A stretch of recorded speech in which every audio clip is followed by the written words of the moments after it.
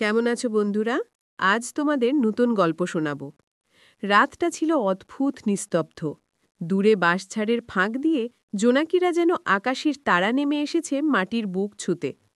নদীর ধারে ছোট্ট গ্রামের নাম চন্দ্রপুর। চারপাশে খালবিল, কাদামাটির পথ আর অজস্র তালগাছ। দিনের বেলায় যতটা সরগরম থাকে, রাতে ঠিক ততটাই নিস্তব্ধ এই গ্রাম।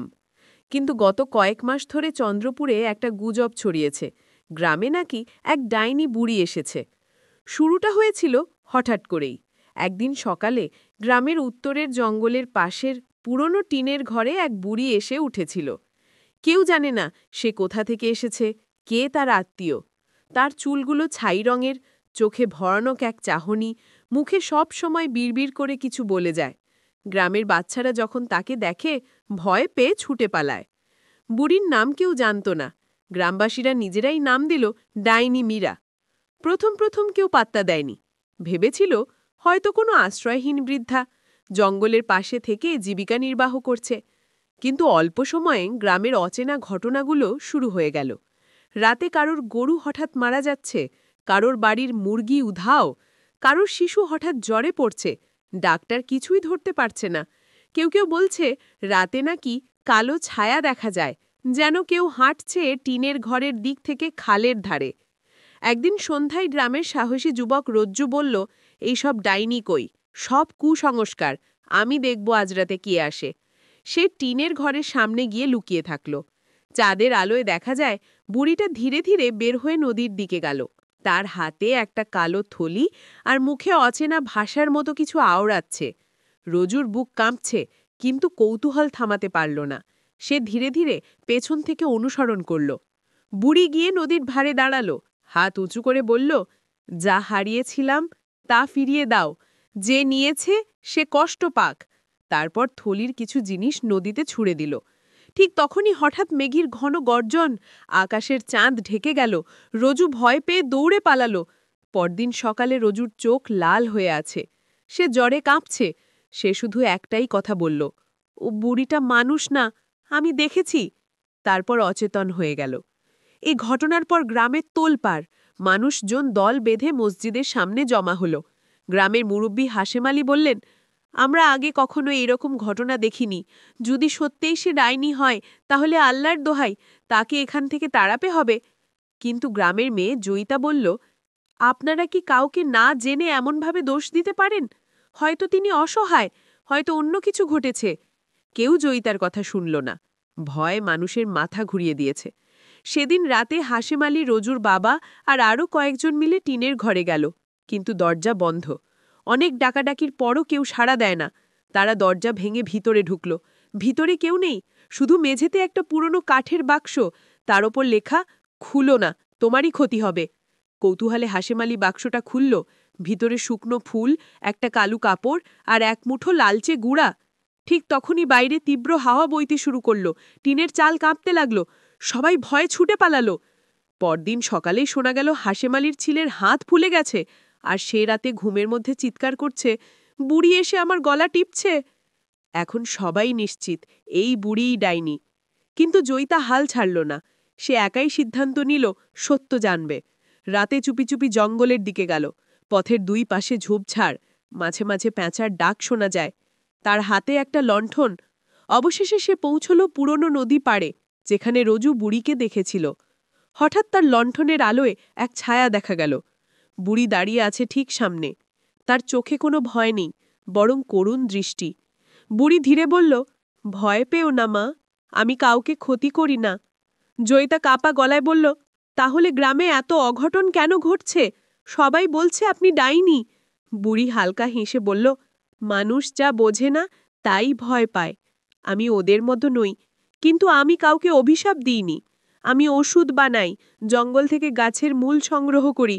কিন্তু যখন কেউ ভয় পেয়ে আমার কথা ভুলভাবে ছড়ালো, তখনই সবাই আমাকে অমানুষ ভেবে ফেলল। জুইতা হতভম্ব। বুড়ি আরও বলল, যে বাক্সটা ওরা খুলেছে সেটা আসলে আমার মেয়ের স্মৃতি। ও অসুস্থ ছিল, আমি প্রতিদিন ওর জন্য গাছের ওষুধ মিশিয়ে রাখতাম। এখন ওরা সেটা খুলেই আমার অভিশাপ ডেকে এনেছে। জয়িতার চোখে জল চলে এলো। আপনার মেয়ে? বুড়ি মৃদু কণ্ঠে বলল, হ্যাঁ, সে মারা গেছে বহু বছর আগে। তারপর থেকেই আমি একা। সবাই ভাবে আমি ডাইনি, কিন্তু আমি শুধু ওর স্মৃতি আঁকড়ে বেঁচে আছি। ঠিক তখনই গ্রামের দিক থেকে হইচই শোনা গেল। হাশেম আলীর ছেলে নিখোঁজ। সবাই বলছে বুড়িই নিয়ে গেছে তাকে। জয়িতা দ্রুত দৌড়ে গ্রামে ফিরে গেল, কিন্তু কেউ তার কথা শুনল না। সবাই লাঠি সোটা হাতে বুড়ির ঘরের দিকে এগোচ্ছে। আগুনের মশাল হাতে, চোখে ভয় আর ঘৃণা। বুড়ি জানালার ফাঁক দিয়ে সেই জনতার আগমন দেখল, তার চোখে জল এসে গেল। সে ফিসফিস করে বলল, রাত গভীর হচ্ছিল, চাঁদের আলো মিলিয়ে গেছে কালো মেঘে। বাতাসে একরাশ ভ্যাপসা গন্ধ, যেন কেউ আগুন জ্বালিয়েছে দূরে কোথাও। গ্রামের মাঝখানে টিনের ছাউনির নিচে জড়ো হয়েছে মানুষজন, মশাল হাতে, চোখে আতঙ্ক আর রাগ। তাদের গন্তব্য একটাই, উত্তরের জঙ্গলের পাশে সেই ছোট্ট টিনের ঘর যেখানে থাকে ডাইনি মীরা। রজুর বাবা গলায় কাপড় জড়িয়ে বলল, আজ আর ছাড়ব না। বাচ্চা নিখোঁজ, গরু মুরগি মারা যাচ্ছে, সব এই বুড়ির কাজ। আগুন দিয়েই মুক্তি মিলবে। জনতার মধ্যে ফিসফিসানি, বলা হয় আগুনেই ডাইনির শক্তি নিঃশেষ হয়। শুধু জয়িতা আর তার বন্ধু নয়ন পেছনে দাঁড়িয়ে আছে, অস্থির চোখে তাকিয়ে। জয়িতা কাঁপা গলায় বলল, এভাবে কাউকে পোড়ানো যায় না। ও যদি নির্দোষ হয়? নয়ন বলল, মানুষ এখন ভয় আর ক্রোধে অন্ধ জয়িতা, কেউ শুনবে না। এমন সময় দূর থেকে গর্জে উঠল বজ্রধ্বনি। হঠাৎ মশালের আলোয় দেখা গেল বুড়ি দাঁড়িয়ে আছে জঙ্গলের ধারে, ছেঁড়া শাড়িতে, চুল উড়ছে হাওয়ায়, মুখে শান্ত কিন্তু ক্লান্ত অভিব্যক্তি। মুহূর্তে সবাই থমকে গেল। কারো মুখে কথা নেই, কারো হাতে কাঁপন। বুড়ি ধীরে এগিয়ে এলো। তোমরা ভয় পেও না, আমি তোমাদের মতোই মানুষ, আমি কারো ক্ষতি চাই না। তার কণ্ঠে মায়া, কিন্তু কেউ বিশ্বাস করল না। রজুর বাবা চিৎকার করল, মিথ্যে! তুই রজুকে অভিশাপ দিয়েছিস, আমার ছেলেকে অসুস্থ করেছিস, আর আজ শিশুটাকেও তুই নিয়েছিস। বুড়ি এক পা পেছিয়ে গেল, মুখে কান্নার রেখা। আমি শিশুটাকে নিইনি, আমি শুধু খুঁজছিলাম তোমাদের সাহায্য করতে। কিন্তু ততক্ষণে জনতার কান বন্ধ হয়ে গেছে। তারা এগিয়ে গেল লাঠি হাতে। জয়িতা আর নয়ন থামানোর চেষ্টা করল, কিন্তু ব্যর্থ। কেউ পাথর ছুঁড়ে মারল, কেউ লাঠি। বুড়ি পড়ে গেল, রক্ত ঝরছে কপাল থেকে। তবুও সে বলল, তোমরা বুঝবে একদিন, আমি অভিশাপ নই, আশীর্বাদ ছিলাম। রাগে আর ভয়েতে পাগল জনতা তার ঘরে আগুন ধরিয়ে দিল। আগুন দ্রুত ছড়িয়ে পড়ল, টিনের ঘর লেলিহান শিখায় পুড়তে লাগল। হঠাৎ আকাশে মেঘ ফেটে বৃষ্টি নামল, কিন্তু সেই আগুন যেন সহজে নিভল না, বরং অদ্ভুত নীলচে শিখা হয়ে জ্বলতে লাগল। সবাই পিছু হটল। কেউ বলল, দেখছ, নীল আগুন, এটা মানুষ না, ডাইনি। বৃষ্টি, বজ্রপাত আর আগুনের আলোয় সেই রাতটা যেন নরকের মতো হয়ে উঠল। জয়িতা কাঁদতে কাঁদতে চিৎকার করল, থামো, ও মারা যাচ্ছে, আল্লাহর নাম নাও, তোমরা কি করছ? কিন্তু কেউ শোনেনি। বুড়ি আগুনে ঘেরা অবস্থায় দুহাত তুলে আকাশের দিকে তাকিয়ে বলল, হে আল্লাহ, আমি নির্দোষ, তুমি জানো আমি কারো ক্ষতি চাইনি। যারা ভয় থেকে অন্যায় করছে তাদের মাফ করো। বজ্রপাতের ঝলকানিতে মুহূর্তে সব অন্ধকার হয়ে গেল। কেউ বুঝল না বুড়ি কোথায় গেল। আগুন নিভে গেলে ঘরের ভেতর কিছুই পাওয়া গেল না, না হাড়গোড়, না পোড়া কাপড়, শুধু ভিজে মাটির ওপর একটা পুরনো লাল কাপড়ের টুকরো আর একটা কাঠের লাঠি। সকালে গ্রাম জুড়ে ভয় আর গুজবের ঘেউ। কেউ বলল, ডাইনি উড়ে গেছে, কেউ বলল, বৃষ্টি তার প্রাণ বাঁচিয়েছে, এখন সে প্রতিশোধ নেবে। শিশুটা এখনো নিখোঁজ, রজুও সুস্থ হয়নি। পুরো গ্রাম অচেনা এক শঙ্কায় ঘেরা। কয়েকদিন পর রাতে জয়িতা স্বপ্নে দেখল, এক বৃদ্ধা হেসে মুখে বলছে, তোমার বিশ্বাসই একদিন সত্য প্রকাশ করবে। ঘুম ভেঙে সে দেখল জানালার বাইরে বৃষ্টির পানি টুপটাপ পড়ছে, আর টিনের ছাউনির নিচে যেন কেউ দাঁড়িয়ে আছে। সে দ্রুত বাইরে গিয়ে দেখল ভেজা মাটিতে ছোট্ট এক থলে, ভেতরে শিশুটার হারিয়ে যাওয়া খেলনা আর একটা চিঠি। চিঠিতে লেখা, আমি শিশুটাকে পেয়ে গেছি, সে নিরাপদে আছে, কেউ চায়নি তাকে মরতে, ভয় পেও না, মীরা। জয়িতা স্তব্ধ। পরদিন সকালে সে চিঠিটা নিয়ে মসজিদে গেল। মুরব্বীদের দেখালো, কিন্তু কেউ বিশ্বাস করল না। তারা বলল, ডাইনি আমাদের সঙ্গে খেলা করছে, সে এখনো বেঁচে আছে। এখন গ্রাম দুটি দলে ভাগ হয়ে গেছে। একদল বলছে, মীরাকে খুঁজে এনে শেষ করতে হবে। অন্য দল বলছে, এটা আল্লাহর ইশারা, হয়তো আমরা অন্যায় করেছি। দিন কেটে যাচ্ছে, কিন্তু শিশুটি ফিরছে না। রোজু মাঝে মাঝে অজ্ঞান হয়ে পড়ে, জেগে উঠে বলে, আমি নদীর ধারে তাকে দেখেছি, সে কাঁদছে। রাতের পর রাত গ্রামের মানুষ ঘুমাতে পারে না। কেউ কুকুরের ডাক শুনে ভয় পায়, কেউ ছায়া দেখে দরজা বন্ধ করে। একদিন হঠাৎ সকালে খবর এলো, খালের পাশে শিশুটি পড়ে আছে, অজ্ঞান কিন্তু জীবিত। তার গায়ে কোনো আঘাতের চিহ্ন নেই, শুধু হাতে বাঁধা লাল কাপড়ের টুকরো, ঠিক সেই কাপড়ের মতো যা বুড়ির ঘর থেকে পাওয়া গিয়েছিল। এবার মানুষ দোটানায় পড়ল। রোজুর বাবা কাঁপা গলায় বলল, তাহলে বুড়ি কি সত্যিই তাকে বাঁচিয়েছে? কেউ উত্তর দিতে পারল না। সেদিন সন্ধ্যায় গ্রামের ইমাম সবাইকে মসজিদে ডেকে বললেন, ভাইয়েরা, আমরা ভয় থেকে যা করেছি তা কি ঠিক ছিল? কোনো প্রমাণ ছাড়াই এক অসহায় বৃদ্ধাকে আগুনে দিইনি কি আমরা? জনতা চুপ, নিঃশব্দে কারোর চোখে জল। কেউ কেউ ফিসফিস করে বলল, সে হয়তো সাধ্যি ছিল, ডাইনি নয়। কিন্তু বুড়ি আর ফিরে এলো না। শুধু মাঝে মাঝে রাতে নদীর ধারে হালকা আলো জ্বলে ওঠে। কেউ বলে, ও মীরার আত্মা। কেউ বলে, ও এখনো গ্রামের পাহারাদার, ডাইনির মতো নয়, ফেরেশতার মতো। তবুও ভয় থেকে যায়। মানুষের বিশ্বাস আর অবিশ্বাসের লড়াই যেন থামতেই চায় না। এক রাতে আবার বজ্রপাত হলো। ঘুম ভেঙে গেল জয়িতার। সে দেখল দূরে বাঁশঝাড়ের পাশে আগুনের মতো আলো জ্বলছে।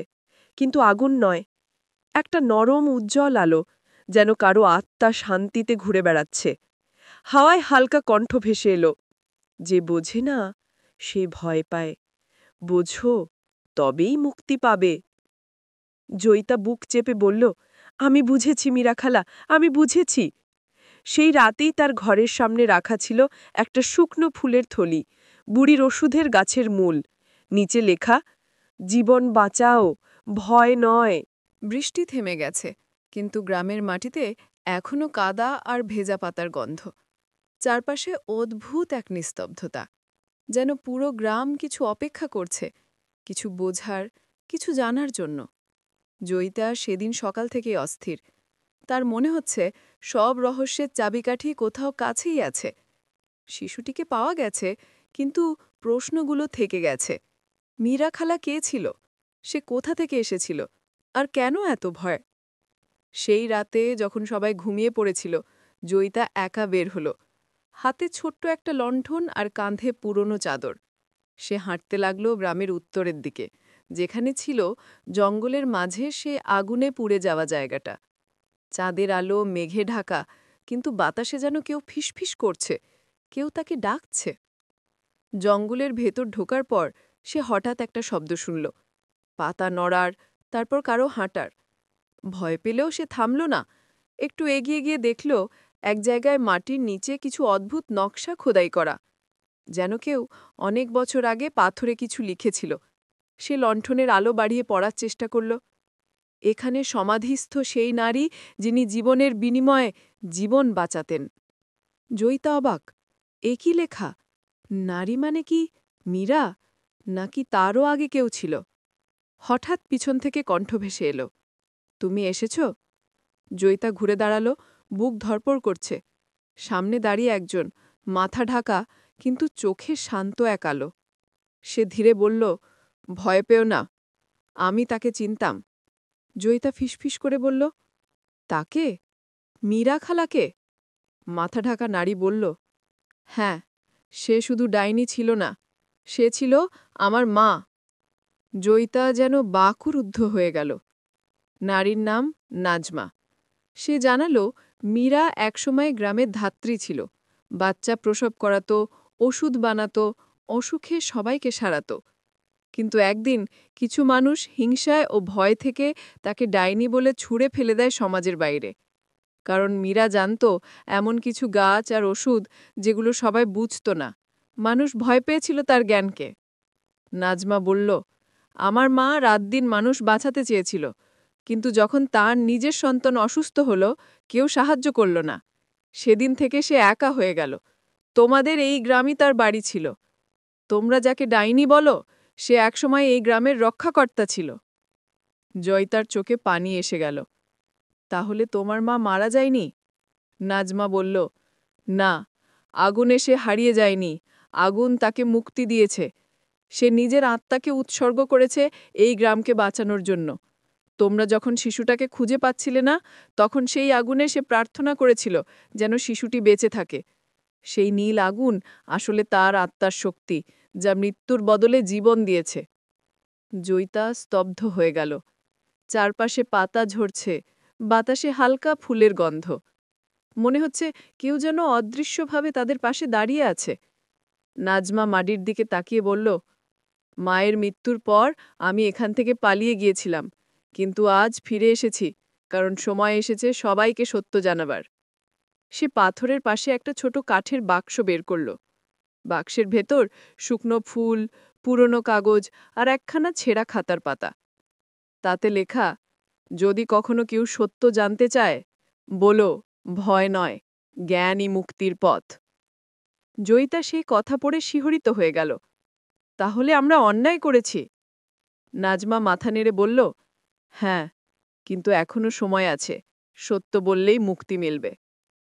পরের দিন সকালে জয়িতা মসজিদের সামনে দাঁড়িয়ে সবাইকে ডেকে বলল, তোমরা সবাই যে বুড়িকে ডাইনি ভেবেছিলে, সে আমাদের বাঁচানোর জন্যই নিজের প্রাণ দিয়েছে।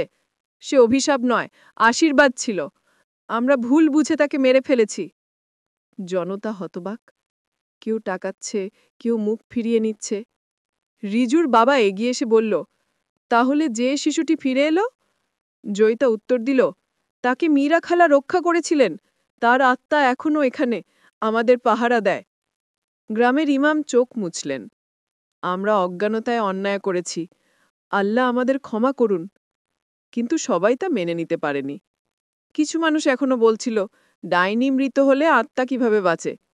তখন হঠাৎ গ্রামের মাঝখানে পুরনো বটগাছের ডাল দুলে উঠল, হালকা নীল আলো ছড়িয়ে পড়ল। বাতাসে ফুলের গন্ধ। কেউ চমকে উঠল, কেউ কেঁদে ফেলল। নাজমা সে সময় এসে বলল, দেখো, এটা ভয় নয়, এটা ভালোবাসার ইশারা। তোমরা যাকে ডাইনি বলেছিলে, সে এখনও এই গ্রামের প্রাণ। সেদিন সন্ধ্যায় সবাই একসঙ্গে নামাজ পড়ল, মীরার আত্মার জন্য বোরা করল। রাতের আকাশে অদ্ভুত শান্তি। তারার আলো পড়ছে নদীর জলে, যেন কেউ দূরে বসে মৃদু হাসছে। কিন্তু গল্প এখানেই শেষ নয়, কারণ পরদিন সকালে দেখা গেল গ্রামের খালের পাশে নতুন কিছু গাছ গজিয়েছে, বুড়ির ঘর ঠিক জায়গায়। কেউ গাছ লাগায়নি, কিন্তু তারা জন্মেছে নিজে থেকেই। গাছগুলোর পাতায় হালকা নীল আভা। কেউ কেউ বলল, এটা মীরার আশীর্বাদ। আর যারা আগুন ধরিয়েছিল, তাদের মধ্যে অনেকে সেই রাতে অসুস্থ হয়ে পড়ল। কেউ ঘুমাতে পারল না, কেউ স্বপ্নে দেখল বুড়ি তাদের দিকে তাকিয়ে বলছে, ভয় নয়, বোঝা শেখো। জয়িতা বুঝতে পারল মীরা বেঁচে আছেন মানুষের ভালোবাসায়, প্রকৃতির ভেতর। সে নদীর ধারে গিয়ে হাত জোর করে বলল, তুমি শান্তিতে থাকো মীরা খালা, আমরা আর ভয় পাব না। নাজমা চলে গেল সেদিন সন্ধ্যায়। বিদায় নেওয়ার সময় বলল, যখনই এই গাছের পাতায় নীল আলো দেখবে, বুঝবে মা আমাদের সঙ্গে আছে। রাতের আকাশে চাঁদ উঠেছে, শান্ত ও সাদা। গ্রাম জুড়ে এক নতুন প্রশান্তি। ডাইনি বুড়ির ভয় মুছে গেছে, জায়গা নিয়েছে শ্রদ্ধা। কিন্তু জঙ্গলের ভেতর থেকে যেন এখনো কেউ ফিসফিস করে বলে, যে ভালোবাসে সে কখনো মরে না। রাত্রি তখন গভীর। চারপাশে কেবল পোকামাকড়ের শব্দ, মাঝে মাঝে দূর থেকে শেয়ালের হুক্কা হুয়া ডাক। গ্রামের সবাই ঘুমে ঢলে পড়েছে, কিন্তু হালিমপুরের মসজিদের পাশের পুরনো পুকুরঘাটের কাছে আজও একটি প্রদীপ জ্বলছে। তার ক্ষীণ আলোয় বোঝা যায় কেউ সেখানে বসে আছে। সে আর কেউ নয়, ডাইনি বলে যাকে সবাই ডাকে, বুড়ি রহিমা। তার গায়ের চাদর পুরনো, মুখে চামড়া ভাজে ভাজে ভরা, কিন্তু চোখে যেন এক অদ্ভুত শান্তি। আজ সে অনেক দিন পর নির্ভয়ে বসে আছে, কারণ গ্রামের মানুষরা এখন আর তাকে ভয় পায় না। গত কয়েকদিনে অনেক কিছুই বদলে গেছে। ঘটনাটা শুরু হয়েছিল ৩ দিন আগে, যখন হঠাৎ গ্রামের মাঝখানের বিশাল বটগাছটি আগুনে পুড়ে যায়। সবাই ভেবেছিল এটা নিশ্চয়ই ডাইনি বুড়ির কাজ। অনেকে মসজিদের ইমাম সাহেবের কাছে গিয়ে বলল, হুজুর, এবার কিছু একটা করতে হবে, ও বুড়িটা না থাকলে আমাদের শান্তি ফিরবে না। ইমাম সাহেব চুপ করেছিলেন। তিনি কাউকে না কিছু বলেননি, শুধু বলেছিলেন, আগে দেখি আল্লাহর কি ইচ্ছা। সেই রাতেই অদ্ভুত এক ঘটনা ঘটে। গ্রামের হাফেজ মঈন ঘুম থেকে উঠে চিৎকার করে বলে, আমি একটা স্বপ্ন দেখেছি। রহিমা বুড়ি কোনো ডাইনি নয়, সে আমাদের গ্রামের রক্ষা কবচ। সবার কৌতূহল বেড়ে গেল। সকালে মঈন জানালো সে স্বপ্নে দেখেছে একদল ডাকাত হালিমপুরে ঢুকছে, ঘরবাড়ি লুট করছে। ঠিক তখনই বুড়ি রহিমা এসে একা তাদের দিকে আগুনের মশাল ছুঁড়ে মারে, আর ডাকাতরা ভয় পেয়ে পালিয়ে যায়। প্রথমে কেউ বিশ্বাস করেনি, কিন্তু পরদিন সকালে যখন দেখা গেল পুকুরের ধারে মাটিতে সত্যি আগুনে পোড়া চিহ্ন, তখন গ্রামের মানুষরাও ভাবতে শুরু করল হয়তো বুড়িটা সত্যিই তাদের রক্ষা করেছে। সেই রাতে সবাই মিলে বুড়ির কুঁড়ে ঘরে যায়। আগে যেভাবে তাকে তাড়িয়ে দিতে চাইতো, আজ তারা বিনীত হয়ে বলে, আম্মা, যদি আমরা ভুল করে থাকি মাফ করে দিও। রহিমা বুড়ি তাদের দিকে তাকিয়ে শুধু মৃদু হেসে বলেছিল, মানুষ ভয় পেলে ভুল বোঝে, কিন্তু ভয় কেটে গেলে সত্য চোখে পড়ে। তারপর থেকে রহিমা বুড়ি যেন গ্রামের এক অবিচ্ছেদ্য অংশ হয়ে ওঠে। বাচ্চারা এখন তার কাছে আসে গল্প শুনতে, মেয়েরা আসে দোয়া নিতে। কেউ আর তাকে ডাইনি বলে না, বরং রহিমা দাদি বলেই ডাকে। তবু গ্রামের মানুষরা জানতে চেয়েছিল আসলে তার জীবনে কি ঘটেছিল। একদিন সন্ধ্যায় সবাই একত্র হলো তার কুঁড়ে ঘরের সামনে। রহিমা বুড়ি তখন আস্তে আস্তে বলতে শুরু করলো তার জীবনের গল্প। সে বলল, আমি একসময় এই গ্রামেরই ছিলাম। আমার স্বামী ছিলেন একজন কামার। আমরা সুখে ছিলাম, কিন্তু এক রাতে ডাকাতেরা আমাদের ঘরে হামলা করে। তারা সব কিছু নিয়ে যায়, আমার স্বামীকে মেরে ফেলে। আমি একা হয়ে যাই। তারপর থেকে মানুষ আমাকে সন্দেহ করতে শুরু করে। কেউ বলতো আমি অভিশপ্ত, কেউ বলতো আমি জাদু জানি। শেষমেশ সবাই দূরে সরে গেল। তার চোখের কোণে পানি ঝরে পড়ছিল, কিন্তু সে থামেনি। আমি কখনো কাউকে ক্ষতি করিনি, শুধু আল্লাহর নাম নিয়ে বেঁচে আছি। মানুষের ভয় আমাকে একা করে দিয়েছিল, কিন্তু আমি জানতাম একদিন সত্য প্রকাশ হবেই। তার এই কথায় গ্রামের সবাই স্তব্ধ হয়ে গেল। তারপর ইমাম সাহেব উঠে দাঁড়িয়ে বললেন, আজ থেকে কেউ আর রহিমা বুড়িকে ডাইনি বলবে না। তিনি একজন আল্লাহ ভক্ত মানুষ। এর পরের দিনগুলোতে গ্রামের পরিবর্তন চোখে পড়ার মতো। রহিমা বুড়ি এখন গ্রামের শিশুদের শেখায় গাছ লাগাতে, নদী পরিষ্কার রাখতে। সে বলে যে গাছ লাগায় সে ভবিষ্যতের জন্য দোয়া করে। একদিন গ্রামের পাশে ছোট্ট এক ঝড় আসে। বৃষ্টি বাতাসে সবাই ভয় পায়, কিন্তু বুড়ি রহিমা মসজিদের মাইকে ঘোষণা দেয়, সবাই ঘরে থাকো, কেউ ভয় পেও না, আল্লাহ আমাদের রক্ষা করবেন। সেদিন কোনো বাড়ি ভাঙেনি, কেউ আহতও হয়নি। ঝড় শেষে গ্রামের মানুষ একসাথে এসে বলল, আম্মা, আপনি আমাদের জন্য দোয়া করুন। বুড়ি রহিমা কাপা কণ্ঠে বলেছিল, আল্লাহ যেন তোমাদের অন্তরে ভয় না দেন, বরং ভালোবাসা দেন।